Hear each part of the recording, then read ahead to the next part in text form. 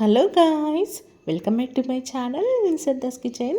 మన కిచెన్లో ఈరోజు ఒక మంచి రెసిపీతో మళ్ళీ మీ ముందుకు వచ్చేసానండి. ఈరోజు మన రెసిపీ వచ్చేసి ఎగ్ పులుసు అండి. పేరుకే ఇది కోడిగుడ్డు పులుసు అండి, కానీ చేపల పులుసు కంటే చాలా బాగుంటుంది.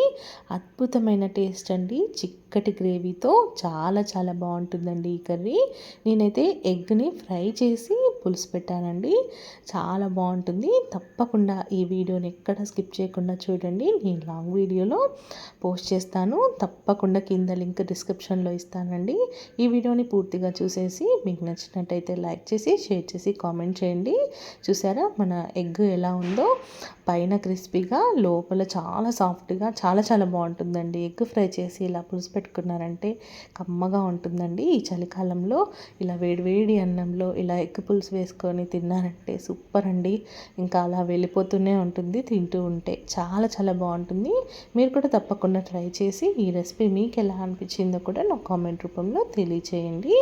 అలాగే మన వీడియో కనుక మీకు నచ్చినట్టయితే లైక్ చేసి షేర్ చేసి కామెంట్ చేయండి. ఫుల్ వీడియోని మాత్రం ఎక్కడ స్కిప్ చేయకుండా పూర్తిగా చూసేసి కామెంట్ రూపంలో కామెంట్ చేయండి. థ్యాంక్ యూ సో మచ్ అండి. Thank you.